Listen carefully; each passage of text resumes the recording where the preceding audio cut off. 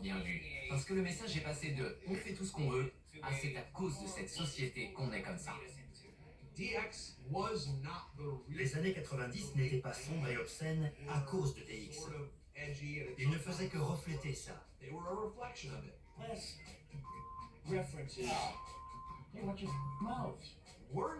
On n'est pas le pire aspect de la culture américaine. On vous montre ce qu'elle est devenue. I did not sleep with that young intern. As a matter of fact, I was up all night. J'ai reçu un appel. J'ai des nouvelles de la chaîne. Ah, ok. Et puis, ils ont adoré. On grimpait dans les audiences. Tout le monde regardait nos segments. On était déjà déchaînés, mais là, on n'avait plus de limites. On faisait tout ce qu'on voulait.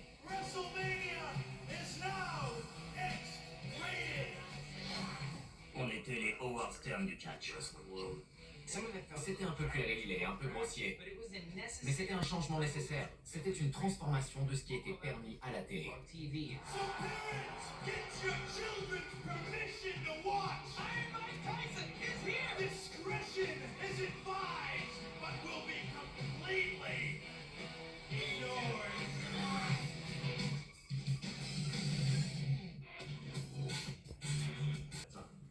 Il était synonyme de mise au tapis, et même une fois d'arrachage d'oreilles.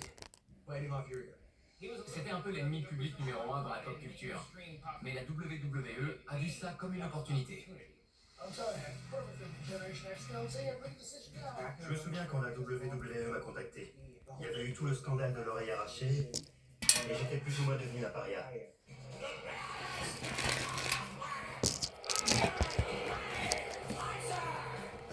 J'étais ravi de rejoindre D-Generation X. J'étais fan.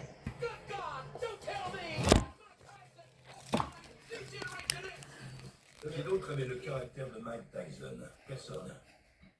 Il était parfait pour DX. Ils avaient ce même désir de repousser les limites.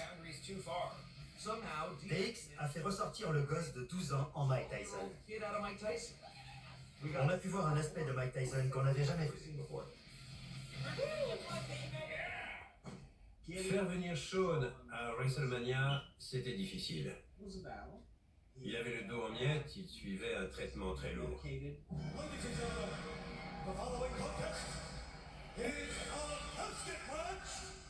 J'ai fait un casquette match contre l'Undertaker.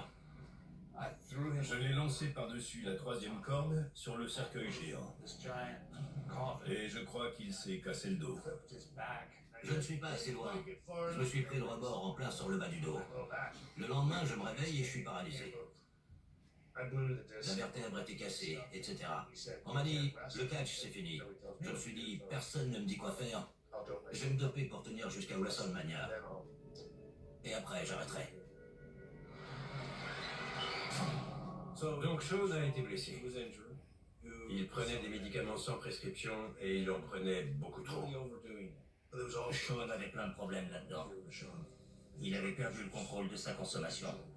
Il était complètement addict aux antidouleurs, aux relaxants musculaires, etc. Il planait complètement. C'était triste à voir.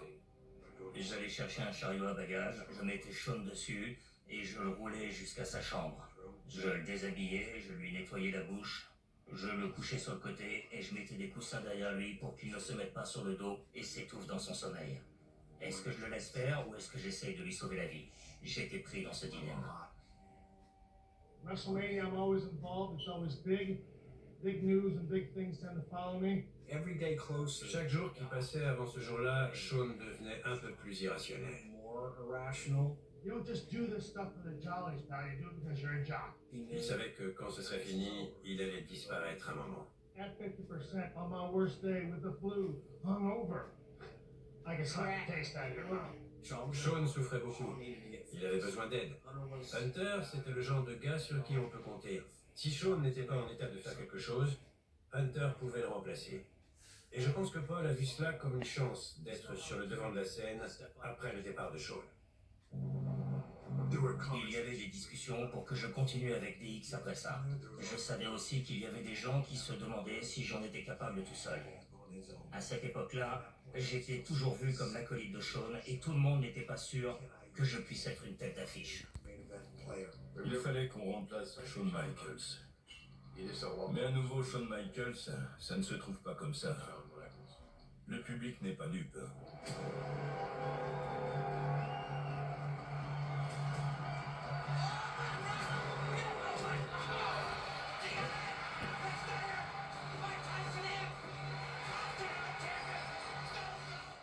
Il n'y a qu'un Shawn Michaels. Pour plein de gens à cette époque, DX, c'était Shawn et Hunter. Comment remplacer Abbott et Costello?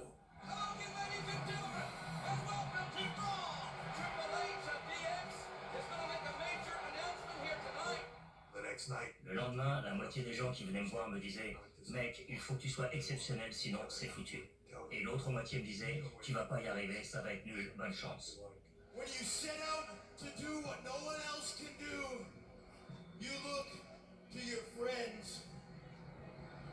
You look to the clique. Oh, look who's back!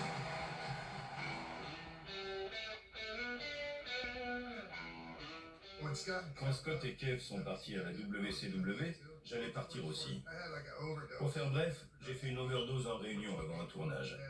Alors Vince m'a mis en cure de désintox. J'y étais au moment de Curtain Call.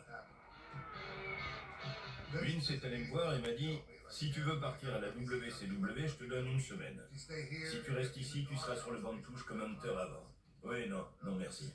Alors je suis parti à la WCW.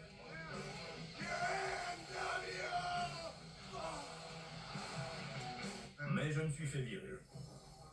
Et dès que je me suis fait virer, Hunter l'a appris et il m'a appelé. Il m'a dit que Shawn allait bientôt faire une pause et qu'il voulait continuer DX. Il m'a dit, on pourrait être les leaders de DX tous les deux.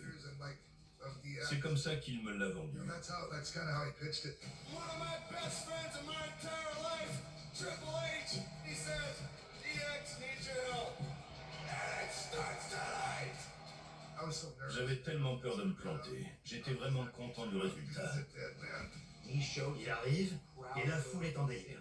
Il y avait Triple H, Chyna et X-Pac. Mais ce n'était pas fini. Plus tard ce soir-là, les New Age Outlaws ont fait un combat en duo contre Cactus Jack et Chainsaw Charlie, Terry Funk. Et en plein milieu de ce combat, les TX arrivent et s'interposent.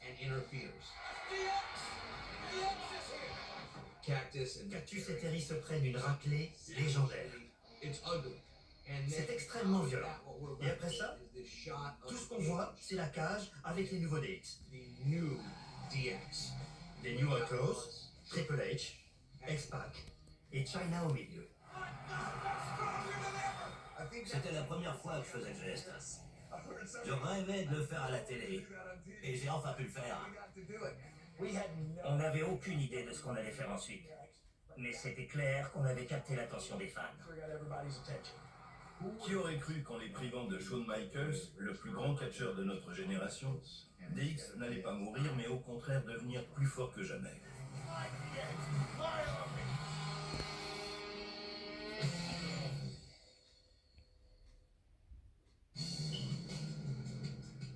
Je suis né à Marietta, en Géorgie, durant l'été 1969.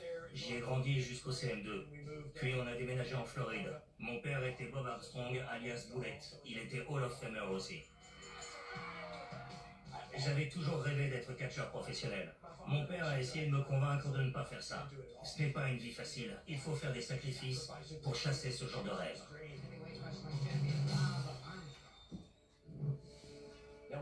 Quand j'ai fini le lycée, je mesurais 1m93 et je pesais 75 kilos. Donc, je n'étais clairement pas prêt d'entrer dans le monde du catch. Alors, je me suis engagé dans l'armée. J'ai fait 6 ans dans les Marines.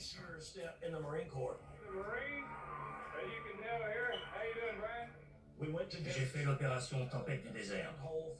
J'ai vécu dans un trou dans le sable pendant 6 mois. Je mangeais du sable à tous les repas. C'était une période de ma vie vraiment terrifiante. Mais en même temps, c'est ma plus grande fierté.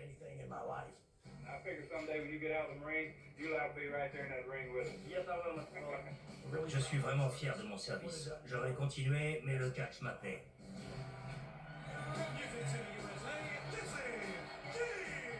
J'ai fait un essai pour la WWE. J'allais être le cow-boy chantant.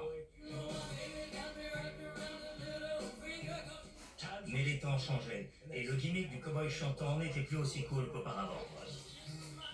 Je dirais que c'était en 96, quand The Real Double J et Rockabilly faisaient le premier match tous les soirs. C'était moi contre Billy.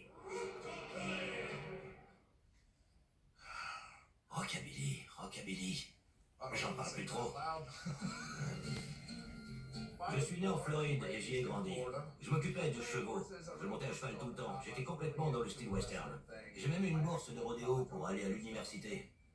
Personne ne sait que ça existe, mais ça existe. Et c'est ce que j'ai fait. Rien ne me destinait à faire du catch. Je ne savais même pas ce que c'était. Ron et Don Harris, des jumeaux. C'est eux qui m'ont lancé là-dedans. Un copain à moi avait une salle de gym à Orlando. Ron et Don Harris y sont allés un jour. Salut, comment ça va? Quoi de beau? Et ils disent, on fait du catch. Et moi, du quoi? Au bout d'un moment, je me suis dit, allez, je me laisse tenter. Je vais essayer, juste pour voir. Alors, début 92, j'ai fait un essai pour la WWE. Vince me regarde et il dit, hey, on voudrait te proposer un contrat si ça t'intéresse. J'ai répondu, je travaille, est-ce que ce serait possible de faire ça les week-ends? Il m'a ri au visage, son fameux rire. Et il me dit, non, ça va aller. Hey, I'm Bart, and this here's Billy. Si vous regardiez Monday Night Raw au milieu des années 90, vous avez beaucoup vu Billy Gunn. Les Smoking Guns étaient une partie importante du casting assez réduit de la WWE. Mais ce n'était qu'un membre d'une équipe de faux frères cow-boys. Quand ils ont essayé d'en faire un compétiteur solo, ça n'a pas marché. Je faisais le rockabilly, et ça fonctionnait pas. Mais alors, pas du tout. Pas du tout. Ils allaient me virer. Et ils allaient virer Brian, Hot Dog. Et d'un seul coup, ils ont dit, non, on les garde. On les met en duo. Et les héros, ils partent tous les deux. Et c'est comme ça qu'on est devenus les New Age Outlaws. Oh, you didn't know? Your ass better call somebody. Les New Age Outlaws, c'est une histoire fascinante. Ils sont un des rares cas dans lesquels 1 plus 1 font 3. Ils avaient tous les deux joué plusieurs personnages, mais on n'avait pas trouvé le rôle parfait pour eux. Et c'était Sean. Je me souviens qu'il est venu nous voir et qu'il a dit, ces deux-là, arrêtez de faire n'importe quoi avec eux, mettez-les en duo.